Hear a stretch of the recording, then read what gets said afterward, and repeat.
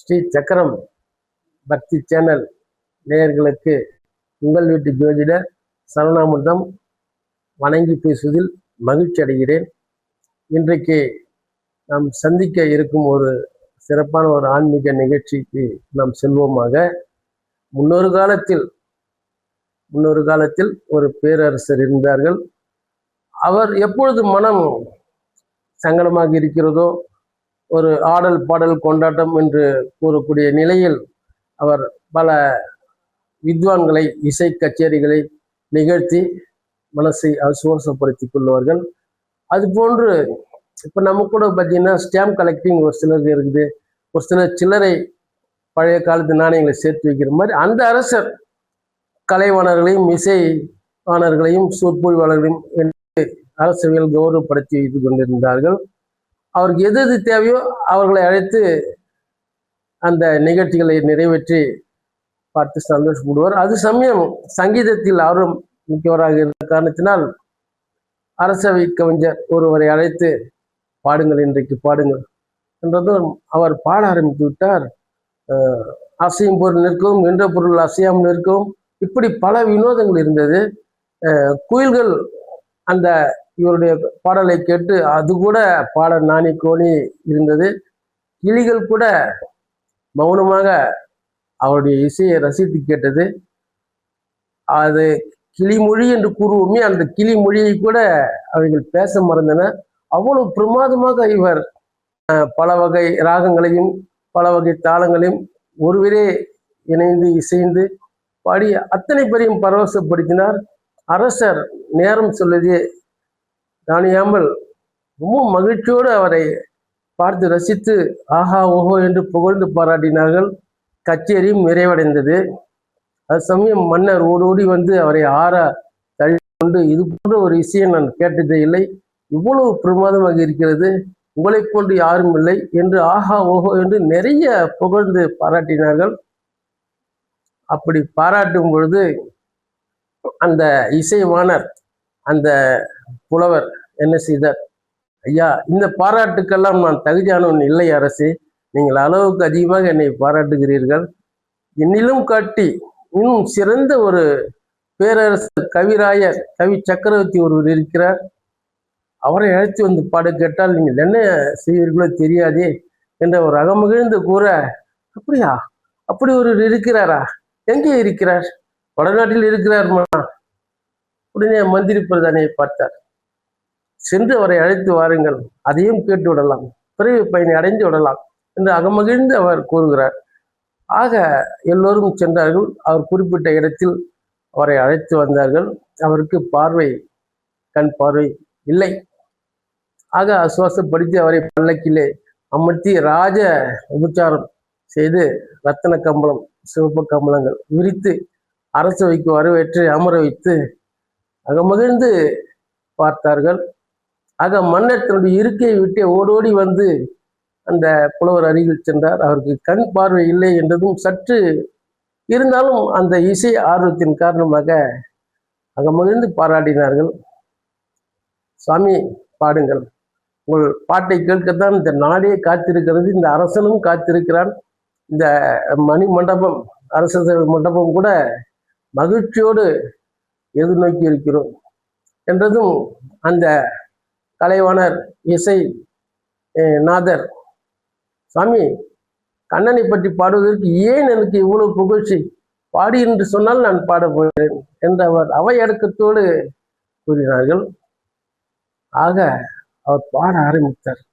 ஆரம்பித்தவுடன் அந்த பிரபஞ்சமே சற்று உற்று நோக்கும் வகையில் எல்லாமே நிசப்தமாக இருந்தது. பாடல் ஆரம்பித்தது.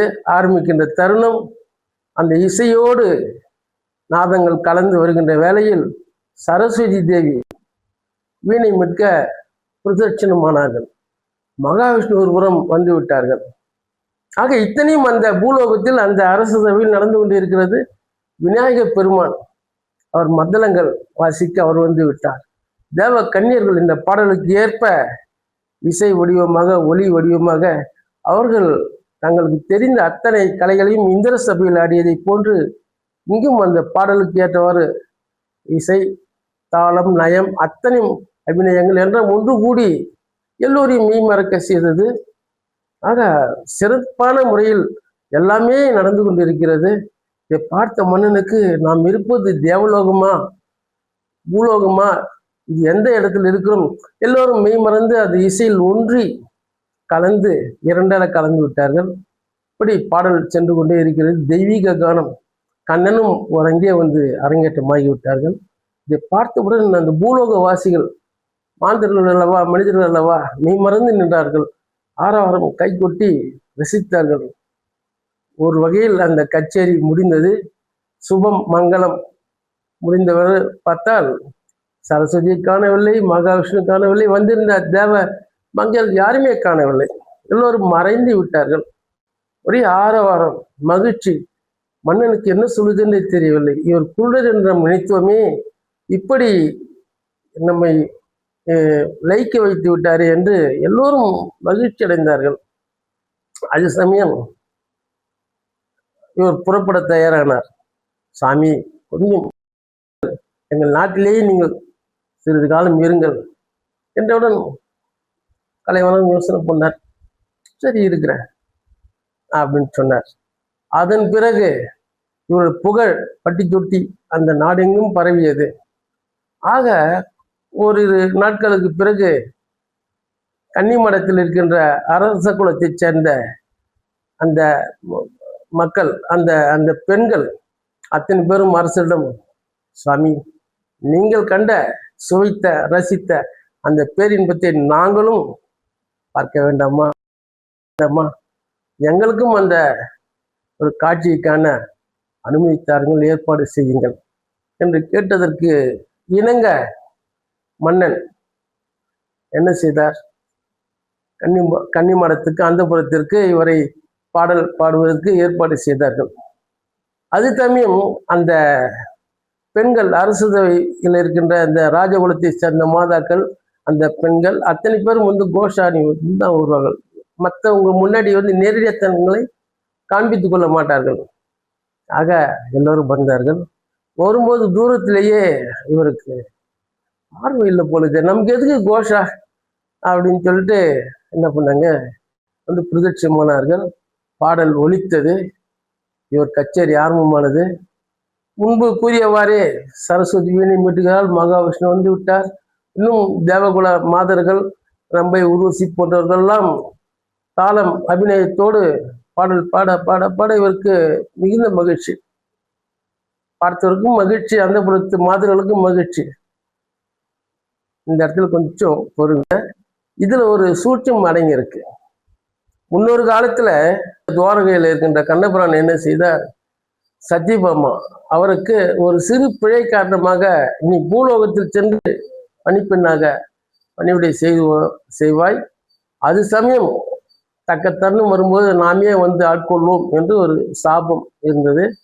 அந்த நேரத்தில் இவர் கண்ணபிரான் என்ன செய்கிறார்? அங்க இந்த இசைவாணர் இசை மீட்டி பாடலை ஒலிக்கும் பொழுது பிரதட்சணமானார். அப்பொழுது அந்த பணிப்பெண்ணை பார்த்தவுடன் பூர்வ ஜென்மத்தினுடைய சாப விமோசனம் நிகழ்ந்தது. ஆக என்ன செய்தார் சத்யபாமா அப்படின்னு மனசுக்குள்ள நினைச்சார். அந்த பணிப்பெண் உண்டான உடையில் இருந்த ஒரு பெண் ராஜ அலங்காரத்தோடு சத்யபாமா பூர்வ ஜென்மத்தில் எப்படி இருந்தாங்க அந்த மாதிரி ஒரு நிலைக்கு அந்த அம்மா வந்தாங்க.